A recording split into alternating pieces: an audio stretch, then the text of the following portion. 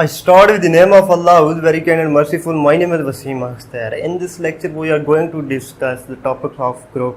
हम देखेंगे कि हमारे पास ग्रुप क्या चीज़ होती है। क्योंकि हमने ग्रुप थ्योरी को स्टार्ट किया था तो इसका हम तीसरे लेक्चर पे पहुंचे हैं। तो तीसरे लेक्चर में हम देखते हैं कि हमारे पास ग्रुप क्या होती है। What are the groups? Yes, groups. Group की डेफिनेशन स्टार्ट होगी कि लेट, हम मान लेते हैं कि हमारे पास कोई भी नॉन एम्प्टी सेट जी मौजूद है। Let G be a non empty set.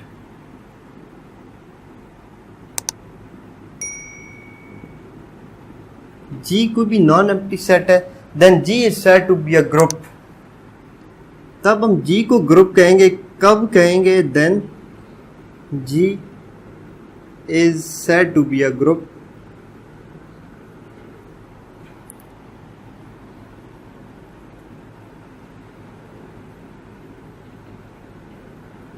अगर हमारे पास ये कुछ प्रॉपर्टीज होती हैं वो फुलफिल कर रहा हो। If G has, if following group, if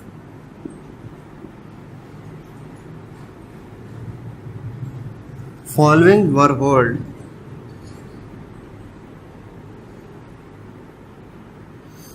कोई भी सेट जी ग्रुप कहेगा अगर उसमें जो हमारे पास चार प्रॉपर्टीज होती हैं जो हम डिस्कस करने जा रहे हैं वो उसमें होल्ड कर रही होंगी, तो हम कहेंगे कि ये जो सेट है हमारे पास ये एक ग्रुप बन रहा है। तो सेट हम ऑलरेडी डिस्कस कर चुके हैं विद इन डिटेल, तो हम सिर्फ चेक करते हैं कि वो कौन कौन सी प्रॉपर्टीज होती हैं। नंबर वन जो सबसे पहले हमारे पास होती है, इस प्रॉपर्टी को हम बोलते हैं कुलैयर प्रॉपर्टी। कुलैयर प्रॉपर्टी, पीपीटी में शॉर्ट लिख रहा हूँ इसको। कुलैयर प्रॉपर्टी नंबर वन, अगर हमारे पास कुलैयर प्रॉपर्टी होल्ड कर रही हो।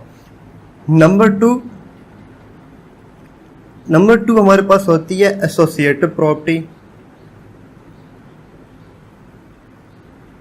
Associative property. नंबर थ्री होती है हमारे पास G must contain an identity element, यानी कि जी के अंदर एक आइडेंटिटी एलिमेंट आना चाहिए। G must have identity element।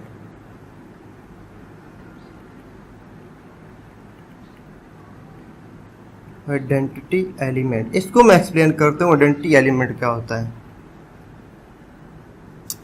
Number चार पे जो हमारे पास चीज आती है कि हमारे पास G must contain N inverse of the each element, यानी कि फॉर ऑल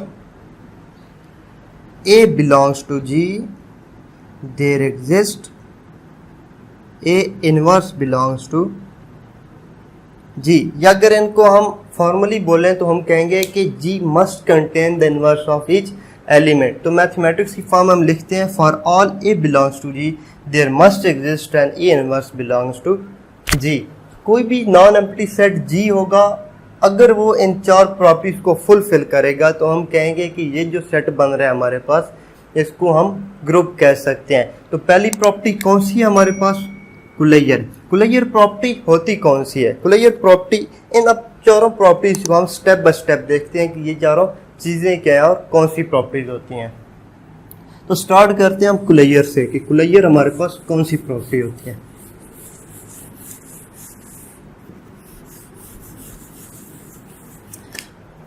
इससे पिछले लेक्चर में हम पढ़ चुके हैं बाइनरी ऑपरेशन। तो बाइनरी ऑपरेशन को ही हम लेके चलेंगे क्योंकि बाइनरी ऑपरेशन ही मेन कंसर्न है ग्रुप में, तो उसी को लेके चलेंगे। देखिए हम डिस्कस करते हैं कुलैयर। कुलैयर क्या होती है कि अगर हमारे पास कोई सेट, ये मेंशन कर लें कि let G be a non empty set, पहले ही हम मान लेते हैं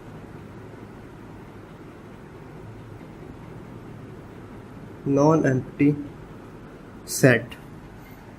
देन कुलैयर प्रॉपर्टी क्या होगी कि for all A and B belongs to G, A और बी जी के एलिमेंट हैं, देन इम्प्लाइज होना क्या चाहिए कि हम कहते हैं कि अगर ए एस्ट्रिक बी, यानी ए और बी का जो आपस में बाइनरी ऑपरेशन है वो भी बिलोंग करे किसमें?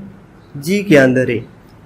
For all A B belongs to G, A asterisk B belongs to G, यानी कि हम with respect to addition check कर रहे हो या with respect to multiplication check कर रहे हो, जब हम उन पे ऑपरेशन लगाएं तो जो रिजल्टिंग एलिमेंट आएगा ए स्टार बी की फॉर्म में वो भी जी का ही एलिमेंट हो, तो हम कहते हैं कि set holds the कुलैयर property.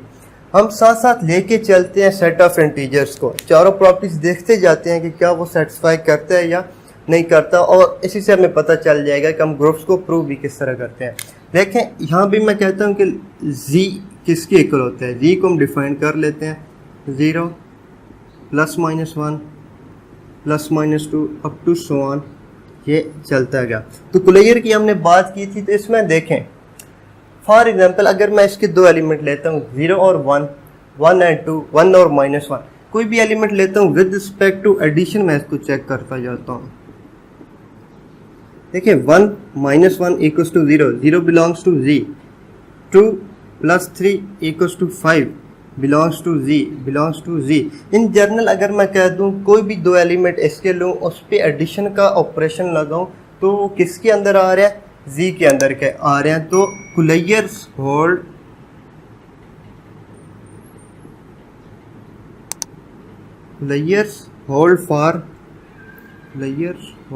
For set z।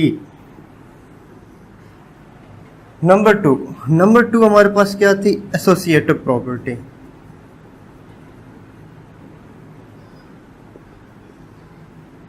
Associative को देखते हैं। वैसे जो हमारे पास एसोसिएटिव प्रॉपर्टी होती है ये एक ऑब्वियस प्रॉपर्टी है, ये हर सेट के लिए ऑलमोस्ट हमारे पास डिफाइन होती है। इन जनरल केस में कोई पर्टिकुलर केस आ जाए तो फिर माइट भी इसमें कुछ एक्सटेंशन आ जाती हैं, वो एक सेपरेट केस है।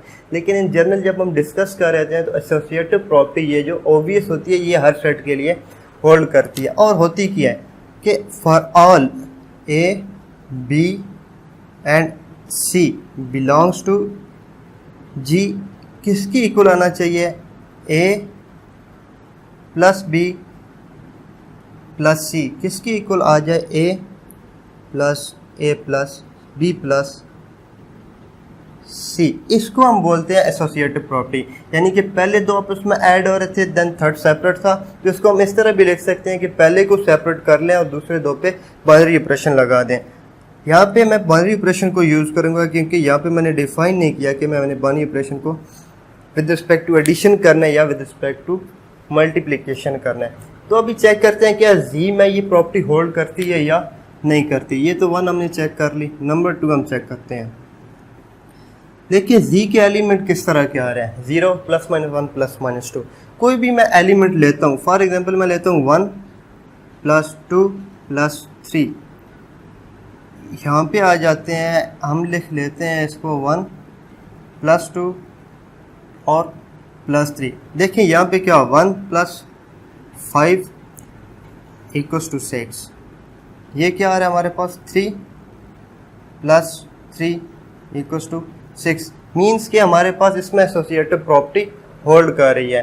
तो इसको हम इन जनरल क्या लिखते हैं, for all A B and C belongs to G implies that a plus b plus c equals to a plus b plus c, means कि हमारे पास जो एसोसिएटिव प्रॉपर्टी है वो भी v पे होल्ड कर गई।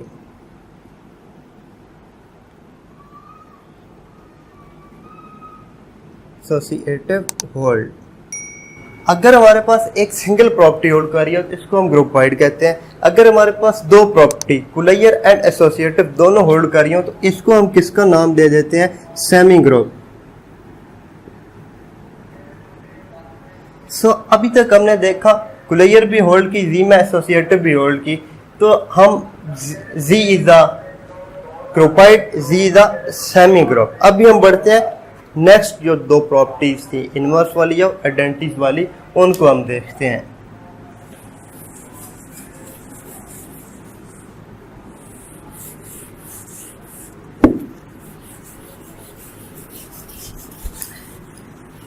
तीसरी जो प्रॉपर्टी हमारे पास थी वो था कि identity element must exist in G, यानी कि तीसरी क्या थी, आइडेंटिटी।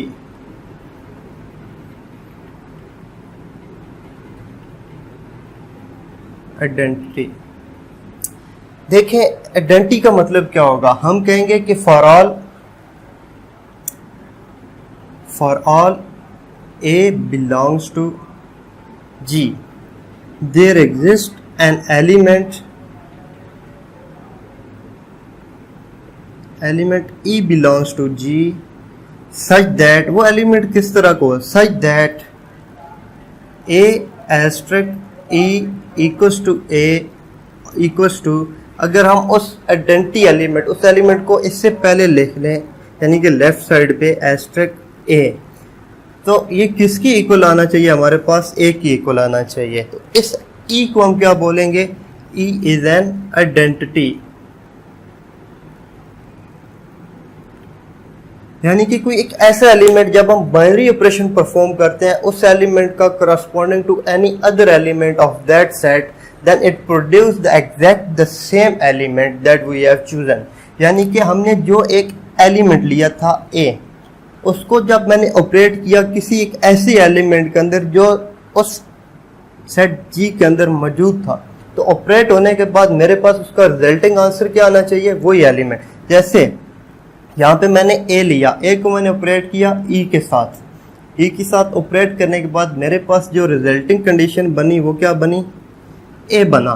यहाँ पे मैंने E को फर्स्ट लिया यानी कि लेफ्ट साइड पे, इसको मैंने ऑपरेट किया A के साथ, अगेन मेरे पास क्या बन गया, A बन गया। जब ये कंडीशन फुलफिल करे कोई भी एलिमेंट, तो उस एलिमेंट को हम आइडेंटिटी एलिमेंट बोलते हैं।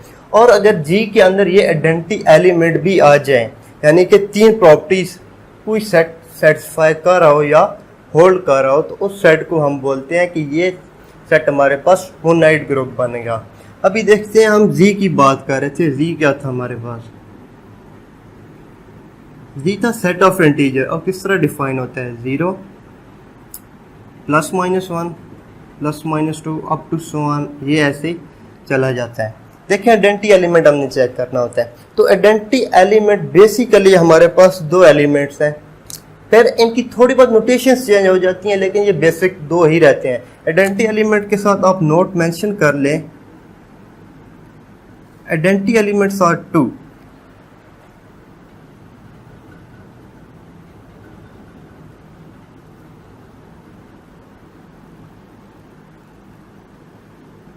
एलिमेंट्स आर 2, दो होते हैं, इनकी चेंज हो जाती है, नोटेशन चेंज हो जाती है, लेकिन बेसिक्स जो है इनकी वो सेम ही हमारे पास रहती हैं। नंबर 1 क्या होगा, 0, 0 किसके लिहाज से आइडेंटिटी है, with respect to addition, with respect to addition. और दूसरे हमारे पास नंबर 2 1, दूसरा कौन सा हमारे पास 1 आइडेंटिटी एलिमेंट है विद रिस्पेक्ट टू मल्टीप्लिकेशन।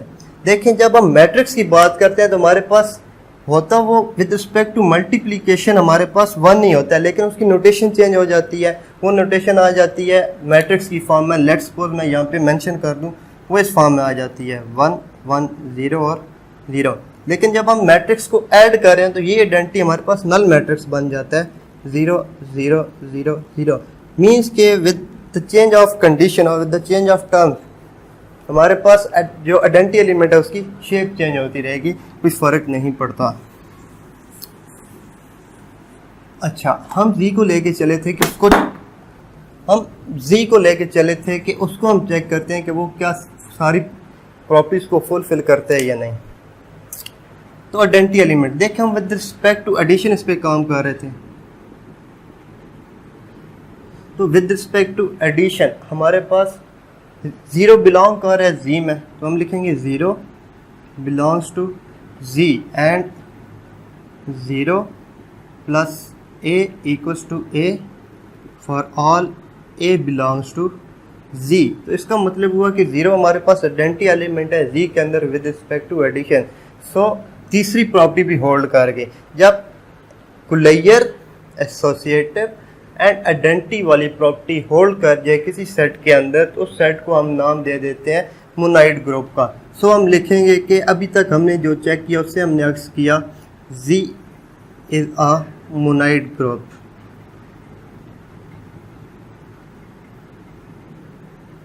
अगर मैं यहाँ पे बात कर लूँ नेचुरल नंबर की, तो natural number with respect to addition उसमें आइडेंटिटी नहीं आ रही होगी, क्योंकि नेचुरल स्टार्ट होता है 1 से।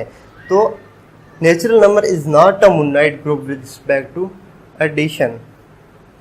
और अगर इसी को हम मल्टीप्लिकेशन के लिहाज से देखें तो z is also a monoid group with respect to multiplication, because 1 belongs to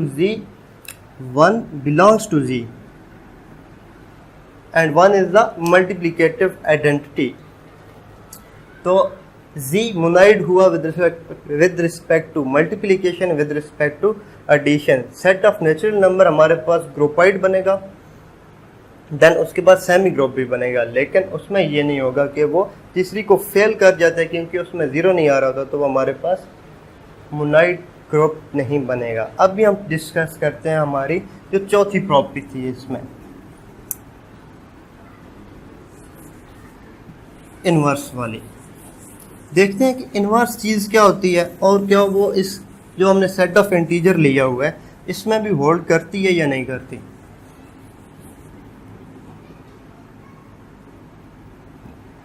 inverse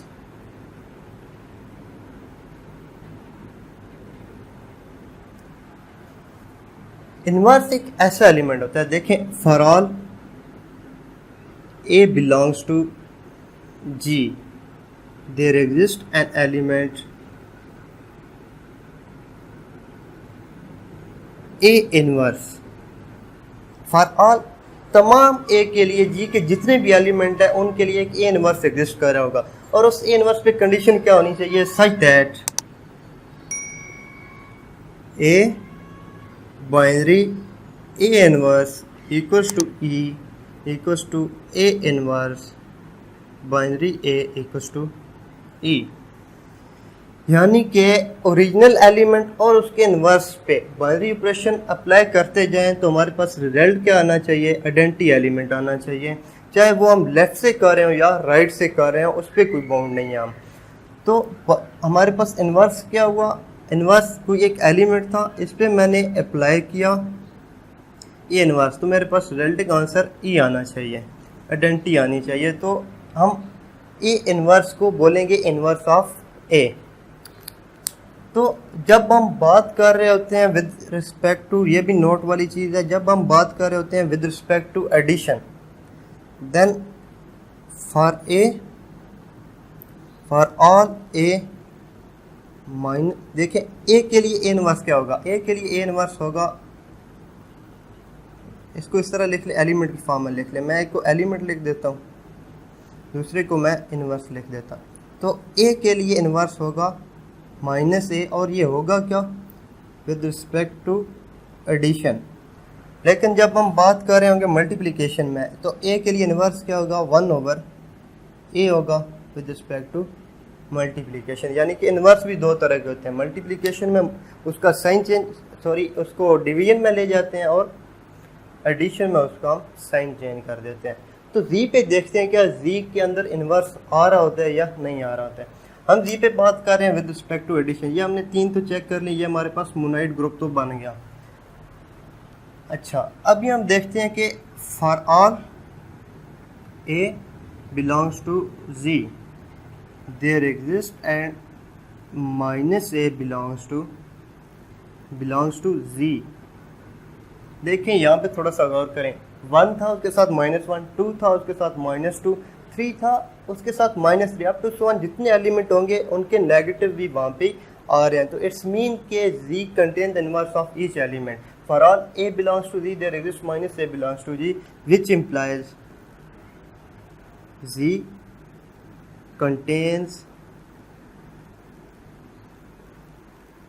inverse of each element.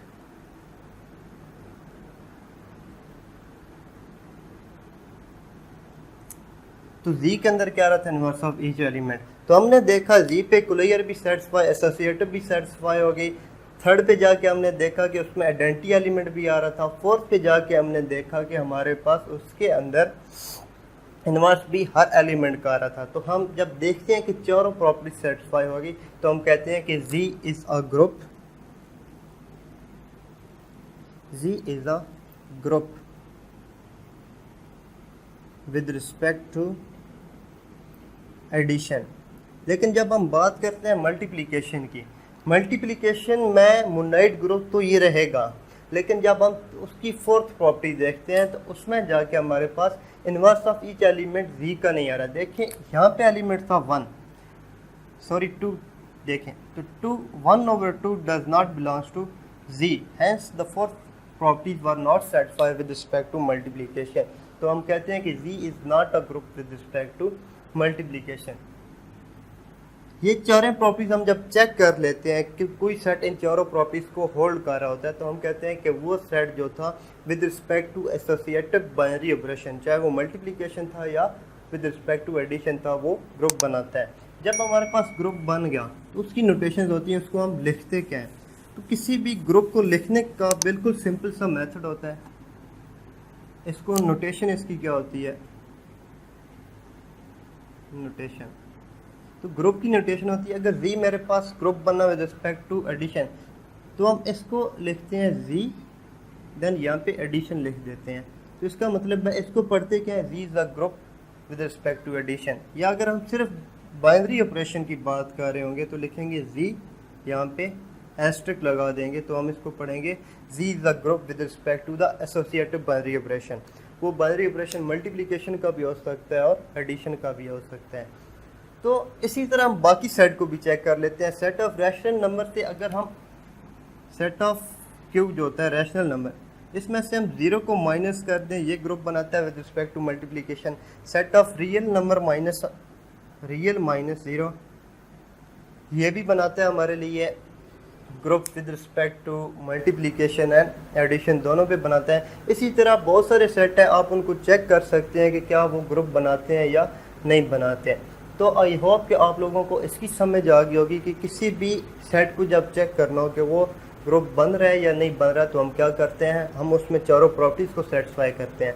अगर चारों प्रॉपर्टीज़ को होल्ड कर रहा हो तो वो ग्रुप, अदरवाइज अगर एक प्रॉपर्टी भी उसमें से फेल हो जाती है तो हम कहते हैं कि the respective set is not a group. तो आज की वीडियो में ये था। नेक्स्ट वीडियो में जब हम आएंगे तो हम देखेंगे अबिलियन ग्रुप क्या होता है और कुछ हम स्पेशल टाइप्स ऑफ एलिमेंट को भी डिस्कस करेंगे। तो तब तक के लिए अल्लाह हाफ़िज़।